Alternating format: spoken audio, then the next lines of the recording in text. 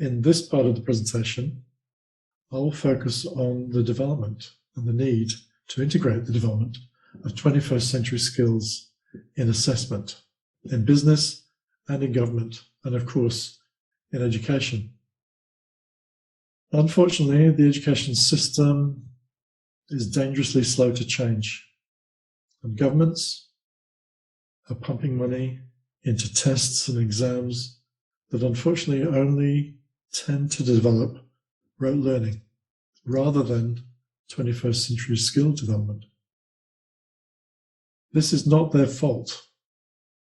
We have not actually given them a way to measure 21st century skills in assessment that provides the statistical evidence that they need to allocate funding, resources.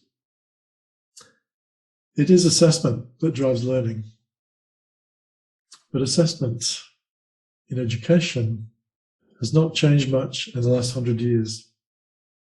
Change in education systems is bound to be slow, but for business and defence contexts, there is an opportunity. They're much more agile in that context. This, however, needs consistent 21st century skill frameworks that aligns with multiple research domains and practical application. We are, Danny and I, making this available for the first time at this conference, integrated with the review assessment software. It's called the Capability Results Inventory, CAPRI, and Danny will explain more about it and how to get access. The research underpinning this is vast, and I will show you in the next 10 minutes why it's important for you in clarifying the 21st century skills debate and providing a practical assessment system for performance reviews, educational programs, and lifelong learning developments. In my part of the presentation, you will hear from Emeritus Professor David Bowd, recognized in 2020 as a global leader with the highest number of citations in the top 20 journals in the last 5 years.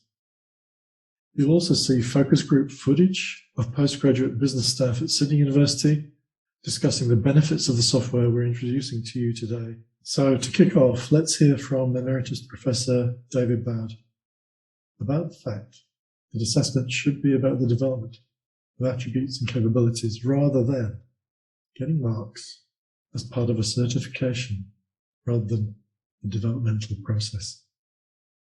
Thank you. We keep saying that students are driven by marks and grades, and sometimes they are. Sometimes they are a lot. But a part of that is the regime we create for them. We create a system in which we value, we emphasise the marks, other people emphasise the marks.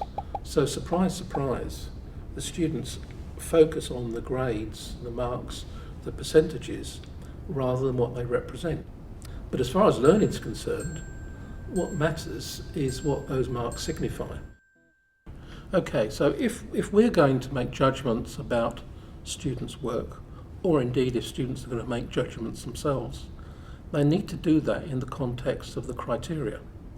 And the criteria are those indicators of what constitutes good work. So one of the things that we can do in the way we construct criteria is to both have them specific to the particular assignment, the particular piece of work that's being assessed, but also we should be able to link those to the wider outcomes that we want from the course, how well they're tracking over time to meet some bigger goals.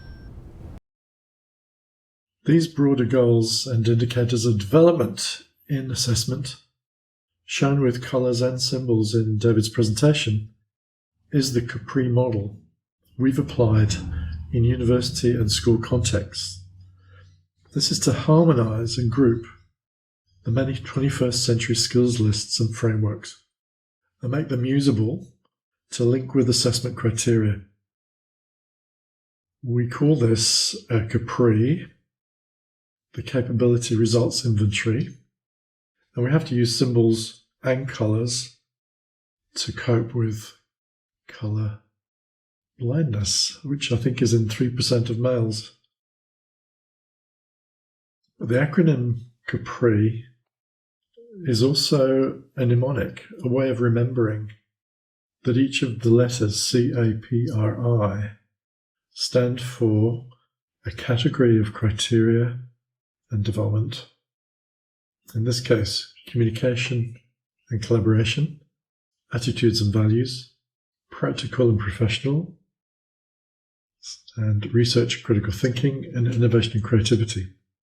And each of these can obviously have subcategories to cope with, for example, oral communication or team skills or other subcategories that would be appropriate in particular contexts. This Capri model was developed from attempts to group hundreds of assessment criteria and backed up by research into educational theory, psychometric studies, and the psychology of multiple intelligences. But I also want to show you that in the many lists of 21st century skills, often produced in business contexts, the Capri model actually opens up and shows that some of these lists have important aspects missing. So here you can see the McKinley Top 10, for example. And here is another very popular, seemingly comprehensive group of enterprise skills. But once again, one might not be surprised that the ethical and social responsibility aspects are not covered, even though the other Capri model categories are. Only by providing this complete range in a meta model of capabilities and integrating that into software review, in this case, that makes it all visible, can we ensure that these capabilities and skills are brought to an assessment process that works. Here are staff at the University of Sydney in a focus group talking about their use of review and how valuable it has been for them and their students. With review, it made me work backwards, so from the assessment tasks back into what the course involves. And it really made me think about what is it that I'm getting these students to do beyond answering an interesting question and going into that research and inquiry phase that we get all students to go through. It really made me focus on what does this task involve and how is it really honing in on particular graduate attributes. The best thing about it. Yeah. Well, the self-assessment that then is followed by our assessment, so that the gap, and normally we think of the gap as the students assessing themselves too high, but very often the students that don't have a sense of how good they are. Yes, and I found that the ones that self-assessed were the ones I could most easily engage and get to come to consultation times and everything, and their overall learning experience was definitely improved, and I would say I could see their improvement in their work that they were bringing me. They had an essay, they had an exam, they had a presentation, they had a short tute paper. Yeah.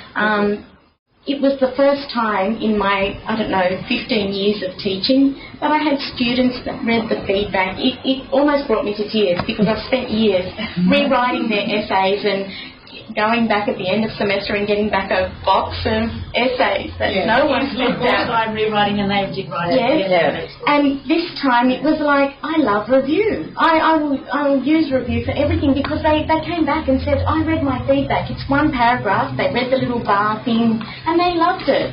Every student went to it. Every single student went to it and said, I really enjoyed review.